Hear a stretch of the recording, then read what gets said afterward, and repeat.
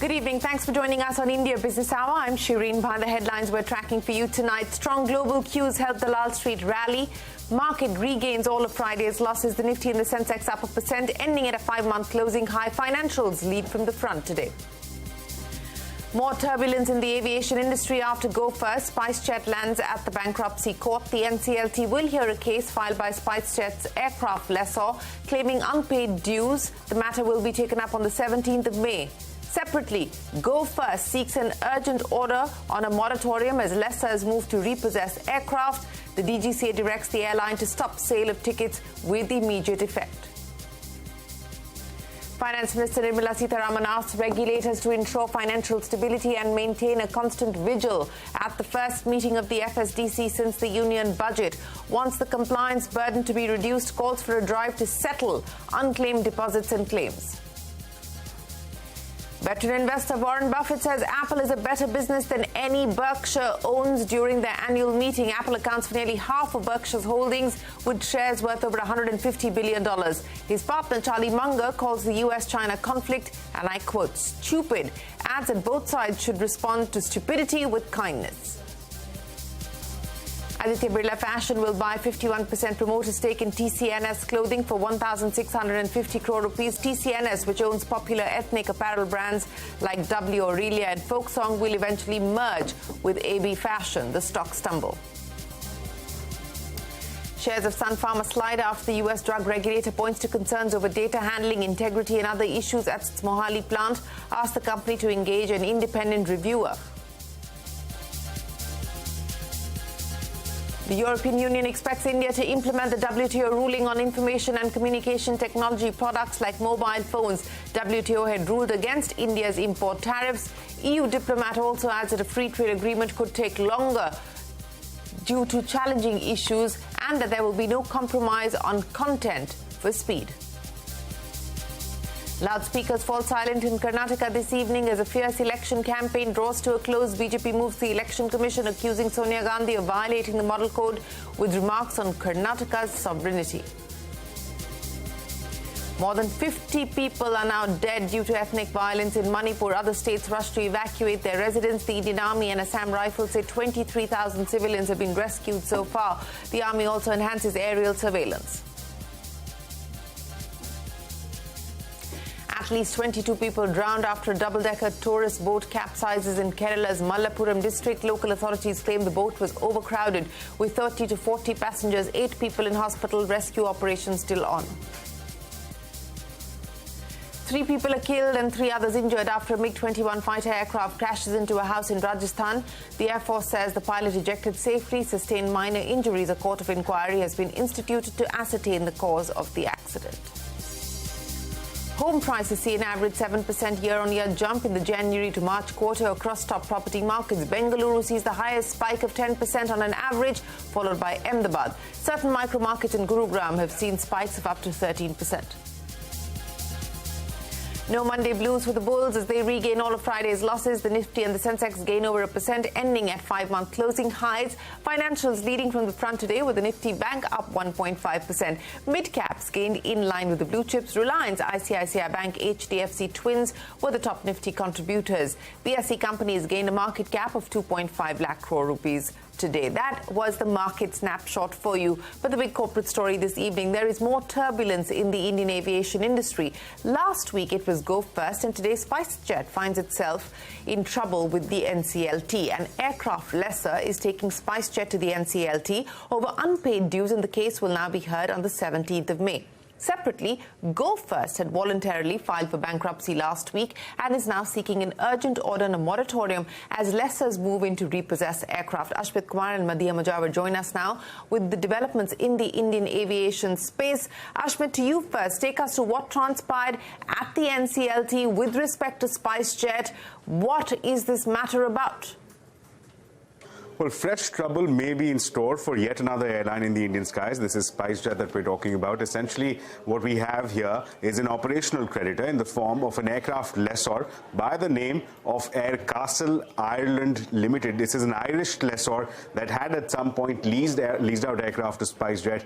What has happened essentially is that they're claiming unpaid dues and they've sought for bankruptcy proceedings to begin against SpiceJet. They filed a Section 9 application before the NCLT. Now, importantly, the NCLT, number one, has agreed to hear this application, and number two, has issued a notice to SpiceJet to come back with a response to these concerns that have been raised, to the allegations of unpaid dues being raised by this aircraft lessor. SpiceJet, on its part, we reached out to them. They issued a comment saying that, look, settlement talks are already underway, and as far as this particular lessor is concerned, we currently don't have any aircraft from this lessor in our fleet, so therefore we remain protected, we remain unaffected. That's the SpiceJet version. NCLT has given a brief window for SpiceJet to come back with a reply. May 17th is the next date of hearing before the NCLT. But that's, of course, as far as SpiceJet is concerned. Go First. That's the second airline that's kept the principal bench of the NCLT busy. Go First, importantly, moved the NCLT today, citing urgency, taking back of planes by the lessors and pressing for the NCLT to come out with its order. The concern is that this is while they're pressing for a Section 10 application, while they're pressing for an interim moratorium, the NCLT has reserved its order on May 4th, which is Thursday of last week. And since then, there's been silence from the NCLT, which in fact has led to various lessors going ahead, filing their termination applications, going ahead, making requests with the DGCA. These are arguments that Go First used before the NCLT. And what's important is that while the NCLT took note of this request by Go First to come out with the order, it still gave no clarity on the way forward. So the wait continues for the NCLT to come out with its order on the Go First application seeking an interim moratorium restraining the lessors from taking back the aircraft. Right. There is no clarity on when that order is coming from the NCLT. Meanwhile, the DGCA has asked Go First to essentially stop any kind of advance bookings. Remember, Go First, the CEO, in his interview to us had said that they were halting all bookings till the 15th and perhaps even longer. And now the DGCA has said that they cannot accept any bookings at all until further orders. Now, Madhya, let's take a closer look into what's happening at SpiceJet and how the airline can cope with these recent challenges. Last week, SpiceJet had said that it was working on reviving grounded planes with the help of the funds that they got in through the Emergency Credit Guarantee Scheme. Take us through where things are at SpiceJet currently, Madhya. Well, let me straight get to the airline's performance, and I will refer to the latest available data from the DGCA. SpiceJet's market share has been shrinking every month. From 7.5% in November last year, SpiceJet now stands at 6.4% in March. And this market share is much lower than 10.6% it controlled in January 2022. The airline's on-time performance has also taken a hit in March. It fell to 63.6, which is the second last spot, the last one being Go First. SpiceJet's debt has also seen a sharp rise. The airline's total debt has jumped to nearly 8,200 crore rupees as of September 2022. But things looked hopeful when SpiceJet reported a profit of 110 crore in the third quarter of FY23, which was a big jump from 42 crore in the same quarter in FY22. Now let's talk about SpiceJet's fleet, which is the key component of an airline's business. SpiceJet says it has 76 planes, of which 25 are on ground, mostly due to supply chain issues. Now, important to note here that majority of SpiceJet's planes are on lease, so clearing lessors' dues becomes very crucial. Last month, their largest lessor, Carlyle Aviation, converted $100 million worth of outstanding dues into equity. Now, while speaking to CNBC-TV18 in March, SpiceJet CEO Ajay Singh said that airline is exploring debt conversion option with other lessors as well. But right now, we don't have much clarity on how much money the airline owes to lessors or other operational creditors. But we will continue to find more on the outstanding dues and where the airline stands in terms of payments. All right, Madhya Ashmit, many thanks for joining us. But staying with the aviation industry, what is pinching the pockets of consumers are higher airfares. Airfares have surged after the grounding of Go First. Amidst this backdrop, the Parliamentary Standing Committee on Transport, Tourism and Culture has summoned officials at the Ministry of Civil Aviation on alleged fixing of airfares. We are given to understand that this is not linked directly to the issue of Go First. There was also a steep hike in airfares on flights from violence-hit Manipur, even as some airlines waived off certain charges, including for rescheduling of flights. Make My Trip's Rajesh Magao says any sudden supply hit does impact airfares, but he believes that the rise in fares is temporary, or at least till the large leaders can add capacity, rejig capacity in some of those crucial routes where Go First has vacated its market. There is going to be temporary impact on fares. I think it's pretty normal and logical, but I think it's going to be short term, to be honest, because the amount of market share that Go had was small, mid-single digit, and I don't think it'll take much time for the other players in the market to be able to deploy more planes in those sectors and have more capacity and bridge the gap between demand and supply. So the rise in airfares could be temporary, but we will have to wait to see. Air India has extended the last date to apply for the voluntary retirement scheme for its employees till the end of the month. In an international communication, the airline informed that all eligible employees can opt for the VRS scheme till the 31st of May. The earlier deadline was the 30th of April, so the airline has given another month to employees to rethink and opt for the retirement scheme if they like.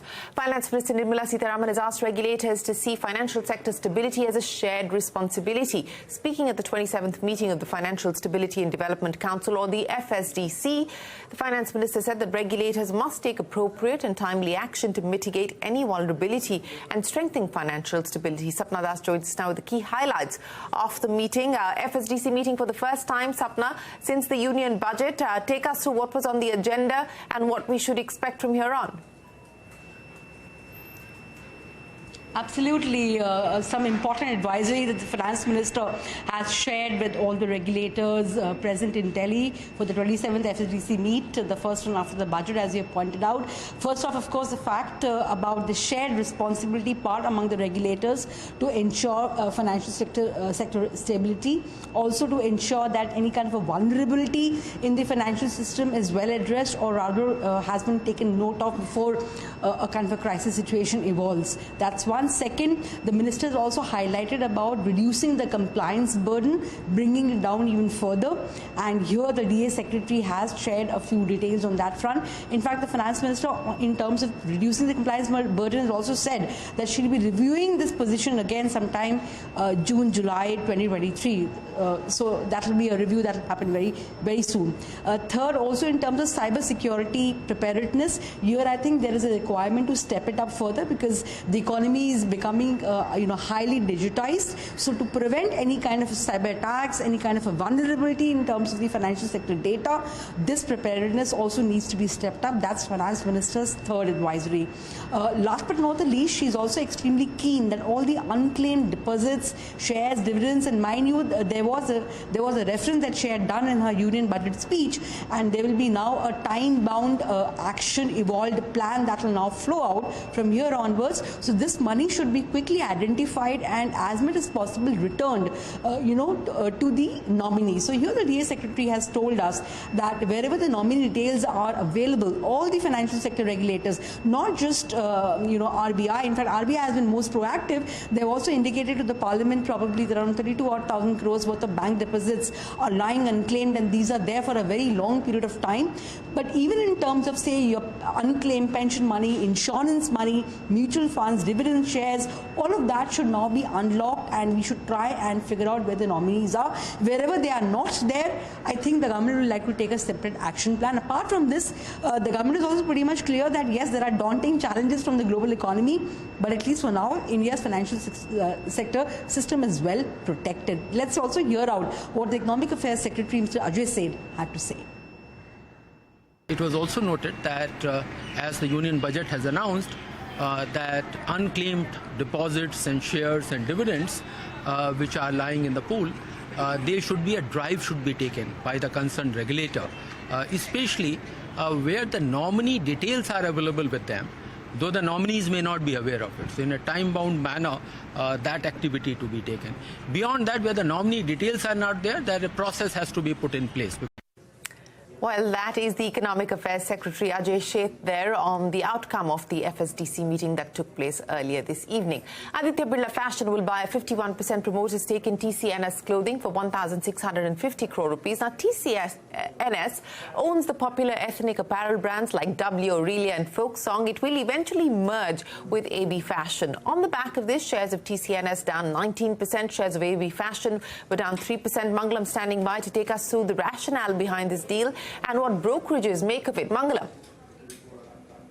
So let's talk about it in a couple of parts. What the deal was. Secondly, why did Aditya Birla Fashion buy it? Thirdly, what happens to the companies going forward and what are brokerages making of it? So let's talk about the deal at start. Aditya Birla Fashion, like you said, will buy stake in TCNS Clothing. It's in two parts. One, they will buy 51% stake from the promoters plus through the open offer at 503 rupees per share, and the remaining shareholders of TCNS will get 11 shares of ABFRL for every 6 shares that they hold in TCNS. So if you look at the math, TCNS shares have been valued at a steep discount via this swap ratio, as a result of which TCNS is down almost 20% today.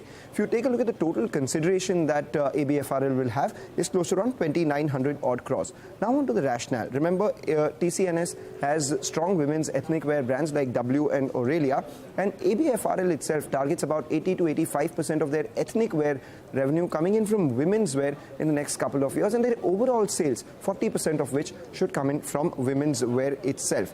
They have been making a lot of acquisitions here, and they've acquired this company at a decent valuation as well, 11 to 14 times 2 years forward EV to EBITDA. On this, Nuvama says that only a successful turnaround of TCNS can create shareholder value and not immediate synergies and scalability. In fact, if you just take a look at the additions that they've made to their portfolio over the last couple of years, they bought stake in Jaipur, they bought stake in Shantanu and Nikhil, 51% stake in Sabyasachi, as well. Recently, they had a deal with Reebok too. So they are plugging their gaps in their portfolio to make a house of brands. And that is one of the concerns that Motilal Oswal has, that a long tail of recent acquisitions made by ABFRL, some of them are loss-making and haven't yet stabilized. So a prolonged phase of investments in these businesses and getting them to stabilize may weigh in on their EPS. In fact, this deal itself could have a potential 18% impact on the EPS, as a result of which they've downgraded the stock. But here's the catch. The target price that they have, accounting for this 18% hit, is 245, which is still above the current market price of ABFRL. So let's see how this goes. Definitely a negative for TCNS, but a positive for ABFRL in the long term. All right, Mangalam, many thanks for joining us. Our veteran investor Warren Buffett addressed shareholders of Berkshire Hathaway at the annual general meeting this weekend. Buffett called for punishment for executives at failing U.S. banks, where he believes that growth and returns for investors still exist. Prashant is here with a quick wrap of Buffett's market mantra. Plenty of wit and wisdom. Prashant coming in there from both Warren Buffett and Charlie Munger. Well, it's an annual ritual for investors and business folk from around the world, listening to Warren Buffett and Charlie Munger as they engage in a free-flowing discussion with shareholders at the Berkshire AGM. No subject is off limits, and that is what makes it so interesting. The Q&A this time was 3 hours long, so it was always going to be hard to pick and choose for this piece. But here are a few things I found interesting. Now, the big talking point in markets has been US bank failures and the potential for contagion. Buffett was clear. Bank management should be made to suffer, made to pay when banks go under, repeating his long-stated view that incentives were messed up in banking and it just leads to too much risk-taking and eventually banks folding. He praised government stepping in to save depositors, although he did say that the messaging could have been clearer and sharper, that deposits were not at risk. Buffett is famous for talking up companies he owns large stakes in. Apple is nowadays on the top of that list. Berkshire owns about 6% in Apple, and Buffett was all praised for the company, calling what they make, Apple makes, an extraordinary product.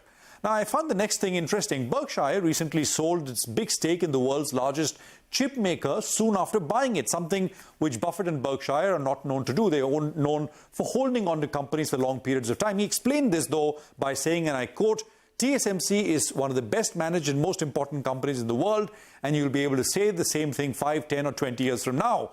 I just don't like its location. His reference being to China and US facing off on Taiwan. Now, does value investing still work? Is its use diminishing, or does it remain ever as useful as a method of investing? Buffett and Munger had different views. Munger saying, and I quote, "I think value investors are going to have a harder time now that there are so many of them competing for a diminished set of opportunities. My advice to value investors is to get used to making less," end of quote. Buffett disagreed, saying, and I quote, "Charlie's been telling me the same thing the whole time we've known each other." According to Buffett, what gives the big opportunities is other people doing dumb things, and there's been a great increase in people doing dumb things. Well, Buffett in his own style. Now, Munger has been known to be an admirer of Elon Musk. In his usual inimitable style, he quipped, "Musk overestimates himself, but he's very talented. Musk wouldn't have achieved what he has in life hadn't he tried his unreasonably extreme objectives. He likes taking on the impossible job and doing it," end of quote. While Buffett and Munger are known for their business and investing records, many around the world also look up to them for life lessons. So I will end this piece with Buffett answering a question on living your best life. And he said, and I quote, "You should write your obituary and then try to figure out how to live up to it."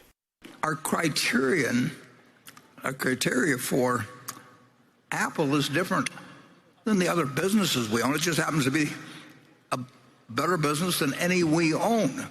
And we put a fair amount of money in it, but we haven't got more money in it than we've got in the railroad.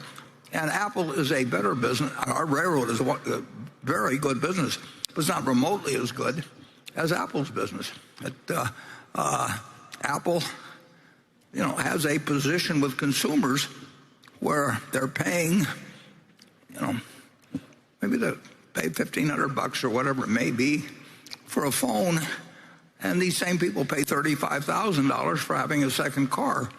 And if they had to give up a second car or give up their iPhone, they'd give up their second car. I mean, it's an extraordinary product. We don't have anything like that we own 100% of. There's been some tension in the economic relationship of the United States and China. I think that tension has been wrongly created on both sides. I think we're equally guilty of being stupid. If there's one thing we should do, it's get along with China. And we should have a lot of free trade with China in our mutual interest. And I just can't imagine.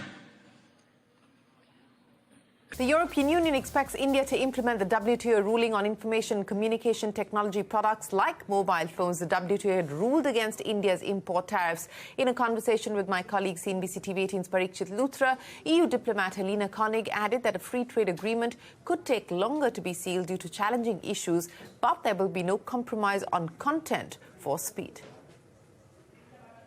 The ruling of the panel in the WTO was very clear that the additional duties that were put on by the Indian government were actually not in agreement to the undertakings that India has in the WTO. So for the moment, our expectations is that India lives up to the recommendations of this ruling. Well, on to the big national stories. This evening, loudspeakers fall silent in Karnataka as a fierce election campaign draws to a close. The BJP moves the Election Commission, accusing Congress leader Sonia Gandhi of violating the Model Code of Conduct with remarks on Karnataka's sovereignty. Meanwhile, more than 50 people are dead due to ethnic violence in Manipur. Other states have rushed to evacuate their residents.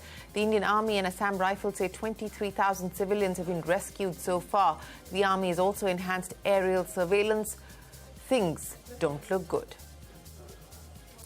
3 people killed and 3 others injured after a MiG-21 fighter aircraft crashed into a home in a village in Rajasthan's Hanumangarh district. The Air Force in a statement said the pilot had ejected safely, sustained minor injuries. A court of inquiry has been instituted to ascertain the cause of the accident. Sales of residential property have been up on a steady uptick since economic activity began restarting post the pandemic, and so have property prices. In just the January-March quarter of 2023, residential property prices have jumped 7%. Now, this is according to PropTiger's price tracker. Jude Sanit finds out whether the coming quarters will offer prospective home buyers some relief. Increased regulatory checks and rising interest rates have not stopped pent-up demand for residential housing from holding sway. The first 3 months of 2023 saw 1.14 lakh homes being sold across the top 7 property markets, 14% higher than a year ago. Of course, steady demand pushed property prices higher. According to PropTiger, the average weighted price of new stock in the January-March quarter was 7% higher than a year ago.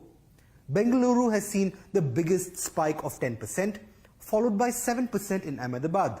Certain micro-markets in Gurugram have seen spikes of up to 13%. The outlook from PropTiger says that prices could go up higher, with ready-to-move homes attracting a premium. However, experts say that there are other factors at play when it comes to homes turning more expensive this year, and one of these is material prices. With the cement price hike looming just around the corner, developers might well pass it on to the home buyer. Other input costs are also rising, which could mean a further rise in prices.